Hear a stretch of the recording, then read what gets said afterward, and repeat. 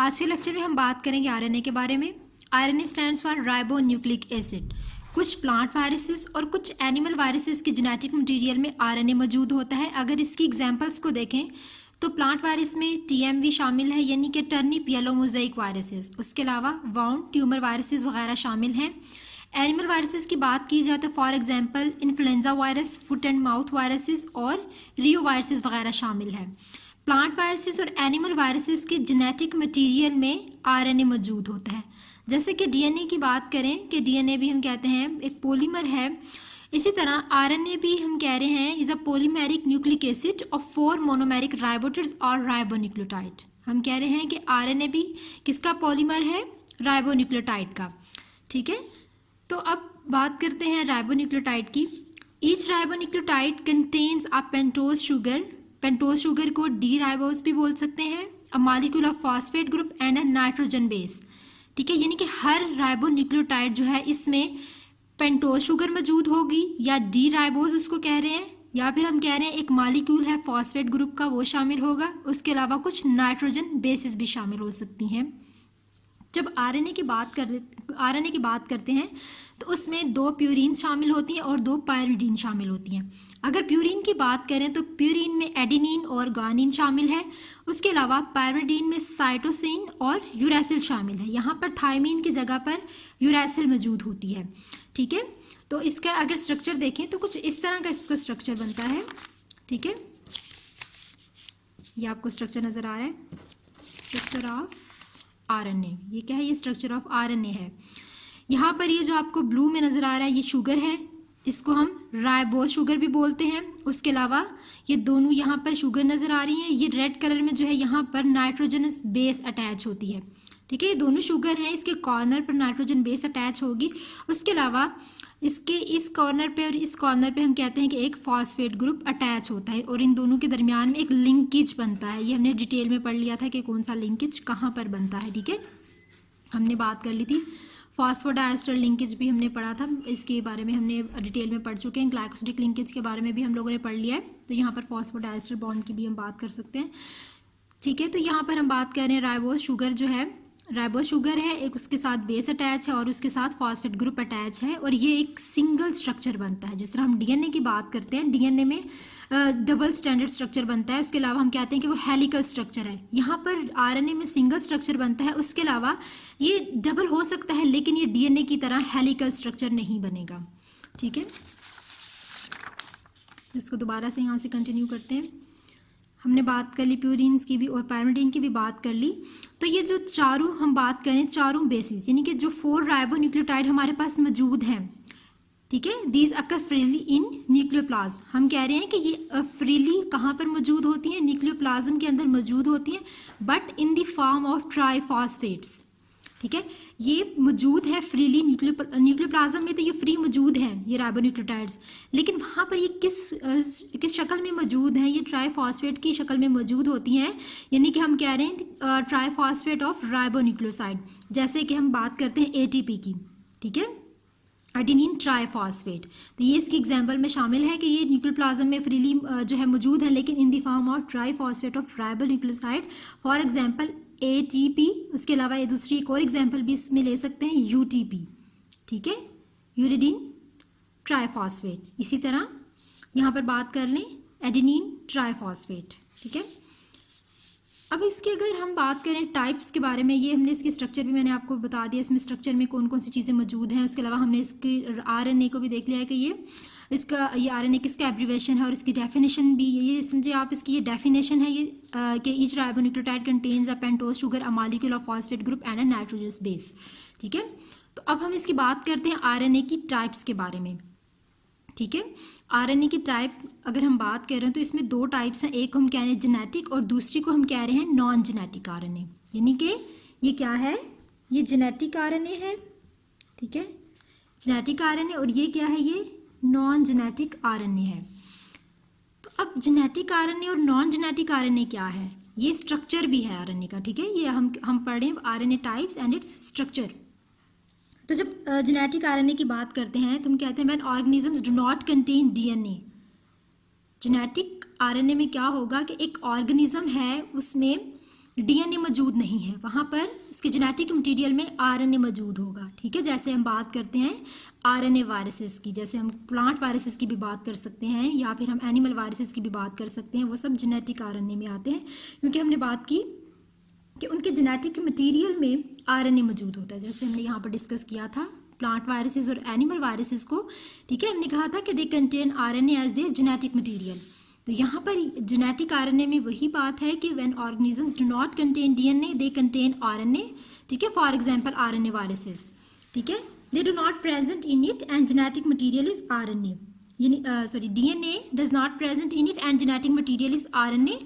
यहाँ पे क्या है कि डीएनए जो है वो इसके अंदर मौजूद नहीं है, इसके जेनेटिक मटेरियल में डीएनए की बजाय जो है वो आरएनए मौजूद होता है।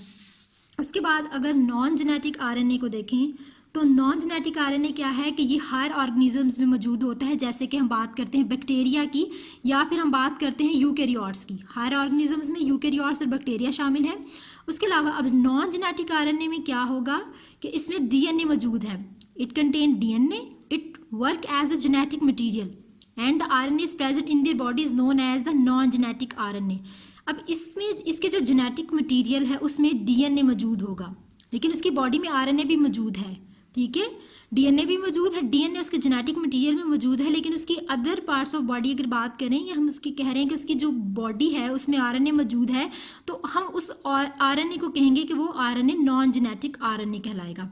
हमने जेनेटिक में कहा कि इसके जो जेनेटिक मटेरियल है उसमें डीएनए मौजूद होगा, सॉरी जेनेटिक में जो है उसके जेनेटिक मटेरियल में आरएनए मौजूद होगा, और नॉन जेनेटिक में हमने बात की कि उसके जेनेटिक मटेरियल में डीएनए मौजूद होगा। लेकिन यहाँ पर डीएनए भी मौजूद है और आरएनए भी मौजूद है, लेकिन जेनेटिक मटेरियल में डीएनए है और आरएनए उसकी बॉडी के अंदर मौजूद है। ठीक है, तो ये डिफरेंस है जेनेटिक और नॉन जेनेटिक आरएनए का।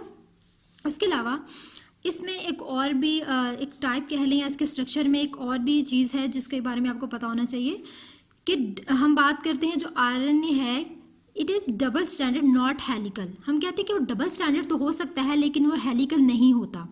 ठीक है, उसके अलावा आरएनए कुछ प्लांट वायरसेस में भी मौजूद है, जैसे कि रियो वायरसेस की अगर बात करें तो रियो वायरसेस जो हैं वो डबल स्टैंडर्ड होते हैं बट हेलिकल नहीं होते, क्योंकि डीएनए हम कहते हैं इस तरह एक हेलिकल स्ट्रक्चर है। ठीक है, लेकिन आरएनए हम कह रहे हैं कि वो डबल स्टैंडर्ड तो हो सकता है लेकिन वो हेलिकल नहीं हो सकता, जैसे कि रियो वायरस उसकी एग्जाम्पल है। ठीक है, तो ये हमने उसकी टाइप्स कुछ पढ़ी, जेनेटिक, नॉन जेनेटिक, और हमने बात की उसके रियो वायरसेस के बारे में, यानी कि जो डबल स्टैंडर्ड हैं लेकिन हेलिकल नहीं है। उसके बाद अब नॉन जेनेटिक आरएनए को फर्दर 3 टाइप्स हैं इसको फर्दर क्लासिफिकेशन कह लें आप इसकी। मैसेंजर आरएनए है, उसके अलावा है राइबोसोमल आरएनए है और ट्रांसफर आरएनए है। मैसेंजर आरएनए आता है, राइबोसोमल आरएनए है और ट्रांसफर आरएनए। ये 3 टाइप्स हैं किसकी? नॉन जेनेटिक आरएनए की। अब फर्दर 3 टाइप्स हैं, मैसेंजर आरएनए, राइबोसोमल आरएनए और ट्रांसफर आरएनए। अब इसको फर्दर डिटेल में अगर हम देखें, ठीक है, तो मैसेंजर आरएनए सबसे पहले हम देख लेते हैं difference between messenger RNA, transfer RNA and ribosomal RNA on the basis of their structure. ठीक है, हम अब इसके स्ट्रक्चर को भी साथ साथ देखते जाएंगे। अगर बात करें मैसेंजर आरएनए, ट्रांसफर आरएनए और राइबोसोमल आरएनए की, तो ये क्या है, have important role in transcription as well as the protein synthesis. ये तीनों जो हैं ये ट्रांसक्रिप्शन में अपना रोल प्ले करती हैं, उसके अलावा प्रोटीन सिंथेसिस में अपना रोल प्ले करती हैं। सबसे पहले हम बात करेंगे मैसेंजर आरएनए की। तो मैसेंजर आरएनए की अगर बात करें तो मैसेंजर आरएनए हम कहते हैं कि लीनियर स्ट्रक्चर है। लीनियर हम बिल्कुल सिंपल सीधी लाइन को हम बोल रहे होते हैं कि ये क्या है, ये लीनियर स्ट्रक्चर है। ठीक है, इसका स्ट्रक्चर लीनियर है विद यूरेसिल बेस। अब इसका स्ट्रक्चर तो हम कह रहे हैं लीनियर है, उसके अलावा इसमें यूरेसिल बेस मौजूद है। उसके अलावा कहते हैं कि मैसेंजर आरएनए जो है it carries all the codons for the protein. हम कह रहे हैं कि it carries all the codons for the protein synthesis which suggest the specific amino acid. A.A जो है ये किसको रिप्रेजेंट कर रहा है, ये अमाइनो एसिड को रिप्रेजेंट कर रहा है। तो मैसेंजर आरएनए का स्ट्रक्चर बिल्कुल लीनियर है। उसके अलावा जो मैसेंजर आरएनए है इसमें कोडॉन्स मौजूद होते हैं, और वो कोडॉन्स क्या काम कर रहे होते हैं, वो प्रोटीन सिंथेसिस का काम कर रहे होते हैं। और फिर वो जो कोडॉन्स हैं वो ये सजेस्ट करते हैं कि कौन सा अमाइनो एसिड इनके लिए स्पेसिफिक है या इनके लिए बेहतर है, जो पूरी तरह से काम कर सके, प्रोटीन सिंथेसिस का काम कर सके। हम इसको एक डायग्राम के देख लेते हैं। इसकी एक डायग्राम, ये हमारे पास एक लीनियर स्ट्रक्चर नज़र आ रहा है। ठीक है, हम कह रहे हैं कि ये मैसेंजर आरएनए है। ये बिल्कुल एक जो ब्लैक कलर की आपको लाइन नजर आ रही है, ये मैसेंजर आरएनए है, लीनियर स्ट्रक्चर है।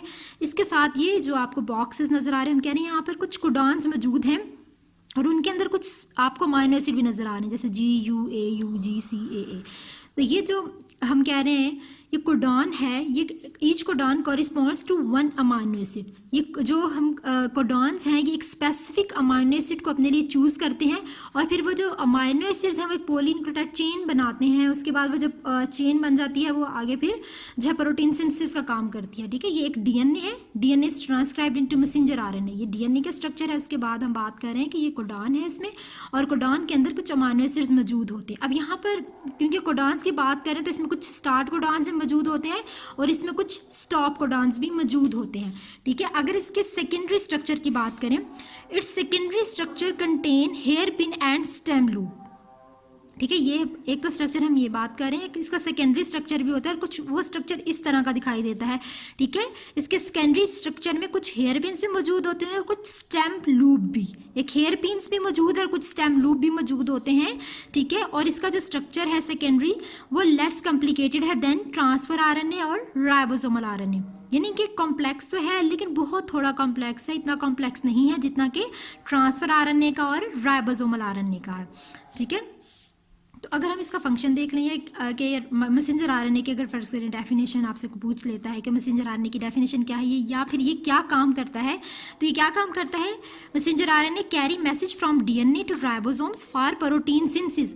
ठीक है, ये मैसेज को कैरी करता है DNA से, it carry message from DNA to ribosomes, DNA से राइबोसोम्स को देता है, देन फिर प्रोटीन सिंथेसिस होती है। ये क्या था, ये मैसेंजर आरएनए था। ठीक है, अब अगर हम बात करते हैं ट्रांसफर आरएनए की, ठीक है, अब हम बात करेंगे ट्रांसफर आरएनए की। तो ट्रांसफर आरएनए हम कहते हैं एक क्लोवर लीफ लाइक स्ट्रक्चर है। ठीक है, एक लीफ है क्लोवर, ठीक है, उसकी तरह का इसका स्ट्रक्चर इसका नज़र आ रहा होता है।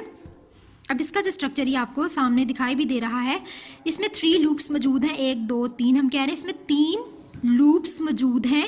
उसके अलावा ये एक 3 डायमेंशनल, हम कह रहे हैं कि इसका स्ट्रक्चर क्या है, इसका स्ट्रक्चर 3 डायमेंशनल स्ट्रक्चर है, क्लोवर लीफ लाइक स्ट्रक्चर है और 3 लूप्स हैं। उसके अलावा 3 डायमेंशनल इसका स्ट्रक्चर है। ठीक है, अगर हम अब डिटेल में इसके स्ट्रक्चर को देखें तो क्या है, ठीक है, हम बात कर रहे हैं कि इसके ये 3 लूप्स मौजूद हैं। ठीक है, एक हम बात करें इसकी T लूप है और एक बात करें D लूप है। ठीक है, और यहाँ पर ये जो इसके एंड पे ये एक 3rd लूप मौजूद है, इसको हम कह रहे हैं कि ये एंटी कोडॉन लूप है, एंटी कोडॉन लूप है। यानी कि इसमें हम कह रहे हैं कि कुछ राइबोन्यूक्लियोटाइड्स मौजूद हैं, यानी कि 3 इसके अंदर राइबोन्यूक्लियोटाइड्स मौजूद होते हैं। ठीक है, 3 ribonucleotide sequence bind with codon in messenger RNA during translation. 3 ribonucleotide sequence bind with codon in messenger RNA during translation.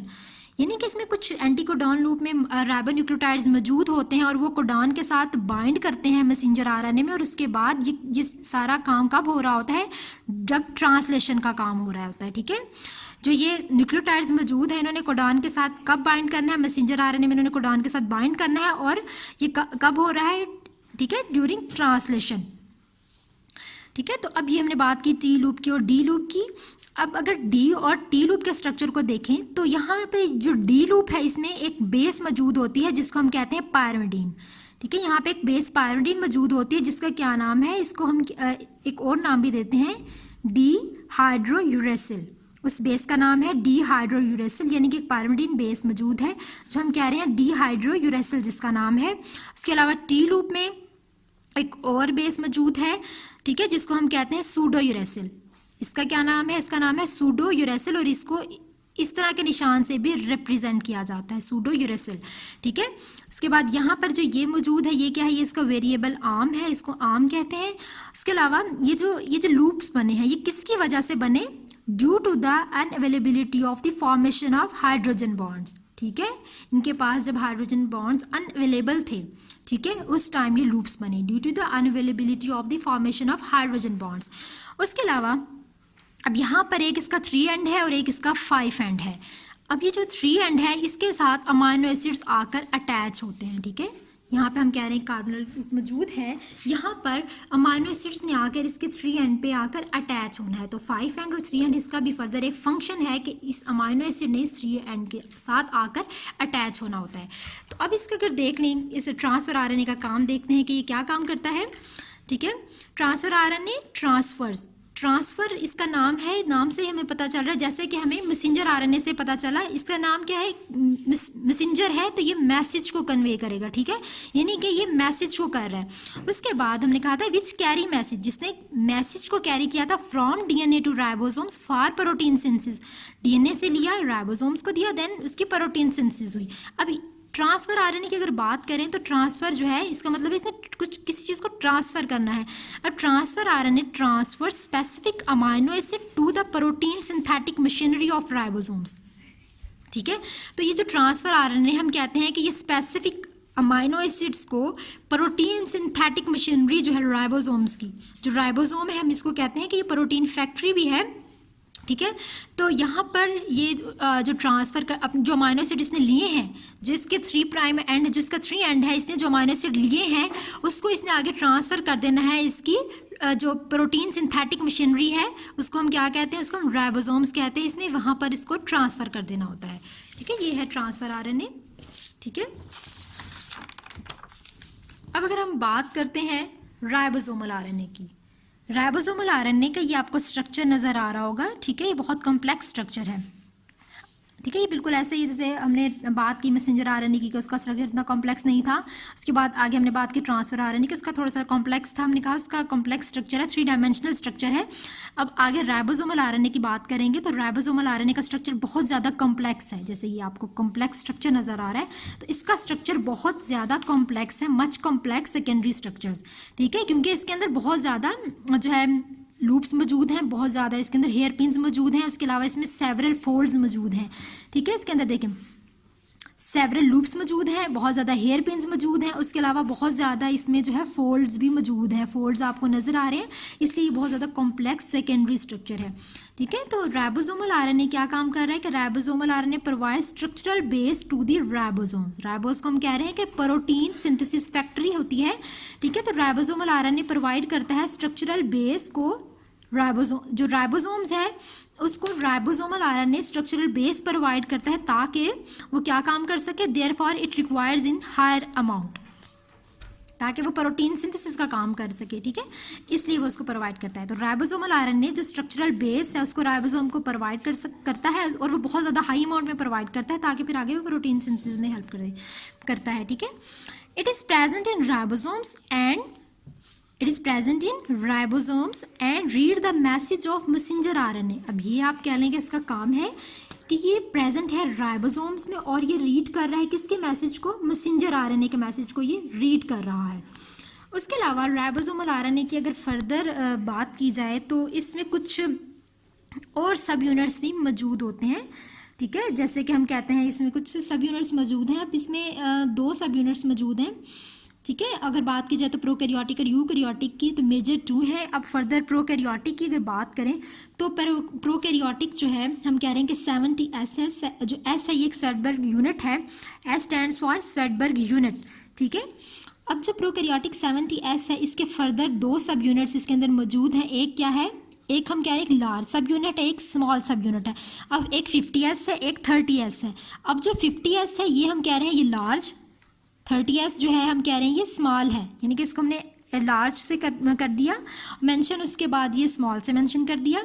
ठीक है, 2 सब यूनिट्स इसके पास मौजूद है। अब फर्दर 50S के भी आगे फर्दर सब यूनिट्स हैं और 30S के भी फर्दर सब यूनिट्स हैं। अब अगर बात करते हैं 50S की, तो 50S में 23 राइबोसोमल आरएनए मौजूद हैं और 5 राइबोसोमल आरएनए मौजूद हैं, जबकि 30S में जो है 5 राइबोसोमल आरएनए है, उसके बाद 21 राइबोसोमल आरएनए है। 6 है ये, 16 है ये। ठीक है, ये 6 नहीं है, ये 16 है। 30S में 16 राइबोसोमल आरएनए मौजूद है और 21 राइबोसोमल आरएनए मौजूद है। ये तो भी बात की प्रोकैरियोटिक की। और इसके अंदर कितनी पॉलीपेप्टाइड चेन मौजूद होगी, इसके अंदर 34 पॉलीपेप्टाइड चेन्स मौजूद होंगी। अब अगर बात करें यूकैरियोट्स की, तो यूकैरियोट्स में 80S मौजूद है। ठीक है, हमने कहा यूकेरियोट्स में ATS मौजूद होता है, ठीक है। अब इसमें अगर बात करें एक जो है लार्जर सब यूनिट की, वो है 60S। अब 60S में अगर बात करें तो 60S में 49 पॉलीपेप्टाइड चेन मौजूद है। उसके अलावा फर्दर इसमें कितने सब यूनिट मौजूद हैं, यहाँ पे 28, 5.8S and 5S ribosomal RNA, 28, 5.8 and 5S ribosomal RNA, ठीक है। अगर बात करें इसकी फर्दर जो है, एक तो 60S है इसके पास, एक 18S है, यानी कि लार्जर और स्मॉलर की बात करें, एक 60S है और एक इसके पास जो है 18S है, ठीक है। तो 18S के पास आगे फर्दर सब यूनिट्स नहीं है। 18S में कितने पॉलीपेप्टाइड चेन्स है, 33 पॉलीपेप्टाइड चेन्स मौजूद हैं। यूकेरियोट्स में ATS मौजूद है और उसमें फर्दर 3 पॉलीपेप्टाइड चेन्स मौजूद है। अगर इसको दोबारा से देख लें, इसके जो सब यूनिट्स हैं, हमने पहले बात की कि प्रोकैरियोट में 70S मौजूद है, यानी कि इसके आगे फर्दर 2 सब यूनिट हैं। अब एक तो है 50S, दूसरा 30S है। तो 50S में 23 राइबोसोमल RNA और 5 राइबोसोमल RNA मौजूद है, जबकि 30S में 16 राइबोसोमल RNA और 21 राइबोसोमल RNA मौजूद है। जबकि यूकेरियोट्स की बात करें, अच्छा उसमें पॉलीपेप्टाइड चेन्स कितनी है प्रोकैरियोटिक में, 34। यूकेरियोट्स में ATS है। अब इसमें फर्दर 60S है एक सब यूनिट। अब 60S को फर्दर आगे सब यूनिट्स में डिवाइड किया गया है, एक 28, 5.8S एंड 5S। अब इसमें कितनी पॉलीपेप्टाइड चेन्स मौजूद है, 49, जबकि यूकेरियोट्स में 33 पॉलीपेप्टाइड चेन्स मौजूद हैं और 18S जो है इसके अंदर सब यूनिट मौजूद है, ठीक है। अब हमने बात कर ली, तीनों टाइप्स की बात कर ली, ठीक है। उसके अलावा हमने इनका काम भी देख लिया, इसके स्ट्रक्चर को भी देख लिया, ठीक है। अब हम आगे डिटेल में इसको हमने देख लिया। आगे हम डिटेल के बाद इसकी एक रेप्लिकेशन ऑफ जेनेटिक RNA को देखते हैं, ठीक है। रेप्लिकेशन ऑफ जेनेटिक RNA की अगर बात करें तो इसमें क्या आता है, अब रेप्लिकेशन, ठीक है। रेप्लिकेशन का तो आपको पता ही होगा कि रेप्लिकेशन किसको कहते हैं, यानी कि रेप्लिकेशन ऑफ जेनेटिक RNA क्या है कि the genetic RNA of viruses is self replicating that it can produce own replica by itself, so it's mode of replication is called RNA dependent RNA synthesis. यानी कि क्या काम है कि एक हम कह रहे हैं जेनेटिक RNA वायरस है, क्योंकि हमने जेनेटिक RNA पढ़ा, नॉन जेनेटिक RNA पढ़ा, तो एक जेनेटिक RNA वायरस है, वो खुद को सेल्फ रेप्लिकेट करेगा और अपने ही जैसे एक रेप्लिका बना लेगा, ठीक है। तो हम कह रहे हैं it's mode of replication is called RNA dependent RNA synthesis, यानी कि वो एक जेनेटिक RNA अपने जैसे एक रेप्लिका बना लिया और उस रेप्लिकेशन को हम RNA डिपेंडेंट RNA सिंथेसिस बोलते हैं, ठीक है। उसके अलावा नेक्स्ट अगर बात करते हैं, एक हमारे पास फॉर एग्जाम्पल एक वायरस मौजूद है, ठीक है। वायरस प्रोड्यूस प्रोटीन, ठीक है। अब एक वायरस मौजूद है, उसने कोई प्रोटीन फॉर्मेशन करनी है, तो वो अपने ही होस्ट की मेटाबॉलिक फैक्ट्री पे डिपेंड करेगा, ठीक है। एक अपना उसका होस्ट है जिसको मेटाबॉलिक फैक्ट्री कह रहे हैं, तो वो अपने ही होस्ट की मेटाबॉलिक फैक्ट्री पे डिपेंड करेगा, क्यों, ताकि वो प्रोटीन की फॉर्मेशन कर सके। हम कह रहे हैं कि जो एक वायरस RNA है directly act as a messenger RNA and it depend on their host for metabolic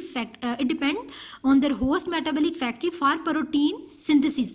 for example इसने अगर ट्रांसक्रिप्शन करनी है या प्रोटीन सिंथेसिस करनी होगी तो ये डायरेक्टली क्या करेगा, बाय RNA पॉलीमरेज एंजाइम, ठीक है। RNA पॉलीमरेज एंजाइम कब यूज़ होता है, RNA की जब रेप्लिकेशन हो रही होती है उस टाइम RNA पॉलीमरेज एंजाइम जो है वो इस्तेमाल होता है, ठीक है। तो वो जो RNA है उसने अपनी हाई मेटाबॉलिक फैक्ट्री पे जो है डिपेंड किया है, किसके लिए, फॉर द प्रोटीन सिंथेसिस या फिर ट्रांसक्रिप्शन के लिए, with the help of RNA polymerase enzyme, जो कि हम कहते हैं RNA रेप्लिकेशन में इस्तेमाल होता है। बिल्कुल इसी तरह जैसे RNA polymerase enzyme RNA replication में हो रहा है, तो DNA पॉलीमरेज एंजाइम जो है वो कहाँ पे होगा, वो DNA में इस्तेमाल होगा, DNA की जब रेप्लिकेशन होगी। तो इसी तरह हम कहते हैं कि जो RNA है वो डायरेक्टली प्रोटीन की फॉर्मेशन नहीं करेगा जब तक उसके पास RNA पॉलीमरेज एंजाइम मौजूद नहीं होगा, ठीक है। आई होप आपको RNA के बारे में डिटेल से मैंने आपको बता दिया, आपको समझ आ गई होगी। हमने आज के लेक्चर में उसकी तीनों टाइप्स को देखा है कि उसकी मैसेंजर RNA का स्ट्रक्चर कैसा है, उसकी राइबोसोमल RNA का स्ट्रक्चर कैसा है, उसकी ट्रांसफर RNA का स्ट्रक्चर कैसा है। उसके अलावा हमने RNA का जो खुद का स्ट्रक्चर है उसको भी डिटेल में देखा। उसके अलावा हमने RNA की रेप्लिकेशन, जेनेटिक RNA और नॉन जेनेटिक RNA को आज के लेक्चर में ब्रीफली डिस्क्राइब किया है।